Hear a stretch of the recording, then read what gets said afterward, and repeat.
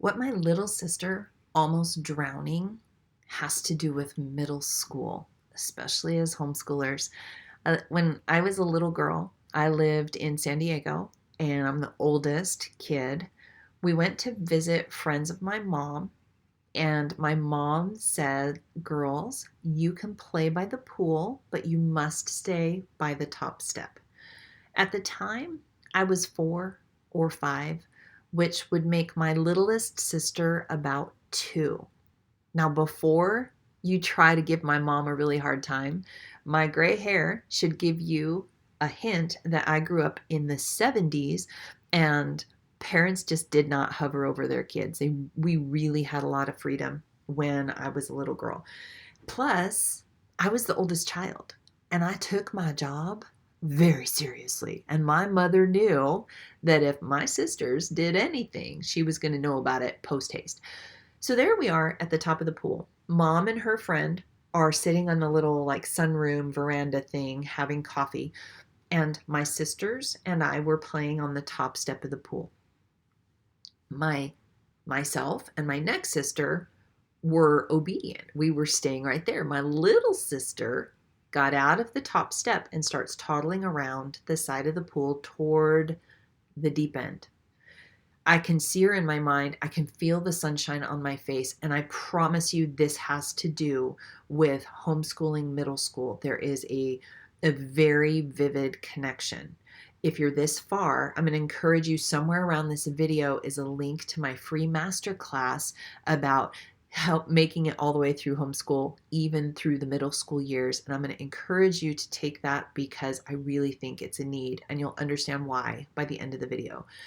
So there I am on the top step of the pool, and I see my little sister kind of crouch down like a 2-year-old does, and she reaches down to try to touch the water, and you know what happened. She bloop right to the bottom of the pool. Now, I did not waste 1 second. I ran to my mother. I'm like, "Jackie, Jackie, Jackie fell in the pool." My mom didn't waste a second. She stood up, ran, dove headfirst to the bottom of the pool, pulled my sister out. She hadn't even been under the water more than 30 seconds. Crazy, crazy time. But here is what my mom did not do. Here's what I did not do. I did not walk over and then try to go down to get my sister. I knew in that moment I was not the right person for the job. I did not have the skills necessary to pull her out of the pool. So I recognized what I could do and what I couldn't do. My mother didn't stand by the side of the pool and say things like, "I thought I told you girls to stay by the top step." She did not do that. She just jumped right in and saved my sister. Homeschooling is like being around that swimming pool. At first, it's fun. Standing on the top stairs, right? You're dabbling in shapes and numbers and learning your letters and starting to learn to read and things like biggest, smallest, first, last, like all those foundational things. That's like that top step of the pool. Fast forward to the very end, that's like the diving board where you're springing into life doing what you're designed to do in greatness, right? The in between is when the kids start to get out of like the foundations and they start to wander out around the outside of the pool. Sometime between the ages of 8 and 14, stereotypically right around the age of 12. So if you've ever taught middle school, you'll see this in the 12-year-olds in the classroom. I had 5 sons, have 5 sons, and I can tell you it happened like clockwork right around 12. The kids start to do their own thing. They start to like their own things. They start to hang out with other kids their age and kind of just spread their wings a little bit. It's a little confusing because you might have a 9-year-old that in 1 minute is telling you that they're a man or a woman, and the next minute you look and they're laying on the ground playing with like their little stuffed animals, or it's crazy. It's a very confusing time for kids. They find themselves by the side of the pool. They lean a little bit too far and then they ploop right to the bottom of the pool. Oh my goodness. And so many parents, homeschoolers, educators, bureaucrats stand at the edge of the pool and think, now, how can we reach those middle schoolers? When really they should be jumping in the pool. This is such a hot button for me. Okay. Homeschooling is broken into 3 chunks. That middle piece, that beautiful middle piece, is also a very confusing season for both parent and student. For the parent, you start to see your kids go through this change, and you could struggle thinking, where's my little girl? Where's my little boy? Who is this creature before me? And what is that smell? Like, right? There's this transition. It's hard. Your kids, the student, is thinking, oh my gosh, will anybody notice that my face is covered with pimples? Did anybody notice that my nose is growing faster than the rest of my body? And they start to get really self-conscious. But the hormones also mess with their brains. It's easier to confuse them. And sometimes they're like, what? What's going on? And they're in a fog. And it's all because of the physiological changes that they're going through. So here's what you can do, and here's what you shouldn't do. When your kids start to wander and they start to get their own things, right? They start to love art, they start to love video games, they start to love whatever, skateboarding, ballet, fill in the blank. They start to do that and they wander away from where you've been in the foundations. There is a moment that they will dip too far and they will fall to the bottom of the pool. Do not make the mistake of standing by the side of the pool and saying, I told you so. I told you that kids your age are jerks. I told you that kids your age are just clumsy and just horrible. We just have to make it through this. Don't do that. Instead, dive into the pool with them and come right alongside something that they like, that they love. If they love video games, you come right alongside them with the video game and you're like, I've never enjoyed video games, and I think it's because I don't understand them. How do you play this game? How do you win?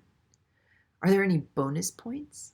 Are there any secrets? Okay, if you could go back and learn this game today, knowing what you know, what would the top 3 things that you would want to know? And you're entering in, you're validating what they love, and you're giving them the opportunity to talk to you side by side. This is especially powerful for boys. Do not sit like this across the table. Sit shoulder to shoulder. Cars are excellent places to have conversation with boys. And you just let them share what they love. It can be short. And then when they're done, you're like, wow, you really know a lot about this game. Thank you so much for sharing it with me. I can see why it's important to you now. Wow. So different than, I can't believe all you want to do is play that stupid video game, right? It just feels different. So dive into the pool, come alongside them, validate things that make their heart beat faster, and remember that they're looking to the answer to questions like these. Do you still love me, even though my face is covered with pimples? Do you still want to be around me, even though I can't seem to control this stink that's coming out of my armpits? Like, do you still love me? Do you still want to be with me? Do you still think that I'm amazing? Because, man, you used to spend so much time with me telling me how awesome I was, and you don't do that at all anymore. You don't read to me. You don't hang out with me. How do I know that you still like me if you don't tell me and you don't show me? Do you love me? Am I good enough? Am I worthy enough? Are you going to stick with me through this transition from childhood to adulthood? Because Mom, Dad, I need you to stick with me because I don't know what I'm doing. Now, they can't say that because their brain's short-circuiting because of the flood of hormones that's transitioning them from child to adult. And you can't fault them for that. It's a physiological change. And yes, it's hard, but you and I are the adults. We have to recognize that and then find ways to come alongside. Did I do it right? I have 5 sons. I did not do this well with my oldest son. Didn't even know it was a thing.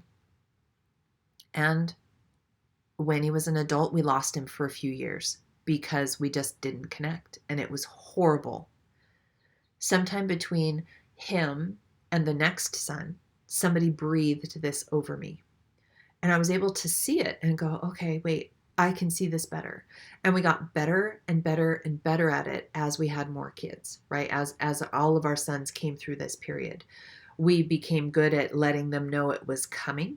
Hey, in a couple years, you're going to go through that 12-year-old gauntlet. And the whole point of that gauntlet is to transform you from little boy into man. And I know you're going to do it like a champion, but sometimes it's going to be hard, right? We had these conversations with them. A powerful video scene to watch is the scene in Captain America where wimpy Captain Rogers is strapped into the machine and transformed into Captain America. It has all the parties represented in that picture. You have a young child, Captain Rogers, strapped into the machine, hormones flying. That whole machine is a picture of what's going on in his body. Note that the lights dim and sparks fly, right? It's a painful, sometimes very dramatic experience. There's a mother figure who spends a lot of time in the scene trying to get the machine to stop. Just stop. Because moms typically want to save their children, right? You want to spare them from drama, but you can't. You have to just embrace this season with your kids and let them transition, but be right there with them. And there's a dad in the scene, and he's just watching, expecting it to come out right. And at the end, he's like, I knew he could do it. Because stereotypically, the kids are going through the painful transition process. The moms are trying to save them from the drama. And stereotypically, the dads are a little aloof, standoffish. They kind of watch it going, okay, I don't really want much of the drama, but I'm here on the other side to celebrate you when you come through. Ready? It's a beautiful scene. I've watched it with all of my boys, typically before they go through that 12-year-old age, and it just gives you stuff to talk about that they can hold on to. That's not you pointing the finger at them. It's like, hey, remember Captain Rogers? Remember the sparks? Remember, right? It's a beautiful scene. Don't stand by the side of the pool and just stare at your kid underwater. If I could show you a picture of the youth of today represented in that picture of the pool, and I could show you the kids in the middle school ages, 8 to 14, like in that age, most of them are underwater. They're at the bottom of the pool and they're drowning. And they're drowning together. So they think they're happy. They're not. They're drowning together at the bottom of the pool. And all of the parents, all of the teachers, all of the bureaucrats, all of the people that should be in the pool pulling them out are standing on the side of the pool pontificating about how we can reach youth better. Maybe if we just threw more money at it. It's ridiculous. Parents are on the outside. Adults are on the outside. You have to connect with your child. You have to connect with the student, and then you can reach them. Then you can help them. But if you don't connect first, it doesn't matter how much money you throw at them. Doesn't matter how many times you change your curriculum. Doesn't matter how long you sit at the kitchen table trying to do school. They're going to stay at the bottom of the pool, and they're going to die emotionally, socially, academically. Mom, Dad, that is not what we signed up for. That is not what homeschool is all about. And I can tell you factually that if you connect with your kids, you have this astronomical chance that you're going to be able to infuse academics and life skills and all those things in a beautiful way and stay connected with them all the way through the journey. There will be bumpy days. There will be days that you hide in a closet with Oreos, and that's normal. But the overarching journey is much easier and better when you put connecting with your kids above curriculum. Connection first, curriculum last. It's the last piece. It's just not that important. But if your kids are seen and validated and loved, and they have that sense of self-worth, and they know that you're going to stick with them through this process, now you can teach them. You can teach them all kinds of stuff. It's a beautiful thing. It worked with my own sons. My husband and I saw great success as we got better at it. And it works beautifully with our clients inside our Homeschooling Olympians life coaching program. Now, that life coaching program may not be for you, and that's okay. But I firmly believe the free masterclass is for everybody that has kids that are almost to that season or are at the bottom of the pool right now. So somewhere around this video, there is a link. I'm going to encourage you to sign up for the free masterclass. It's short. You will get the golden nuggets in less than a half an hour, but make sure you stick to the end so that you get a good view of everything that we can do for you. But that's it. Drowning. The middle schoolers are drowning. We need to reach in and pull them out. Okay? Got it? See you next time.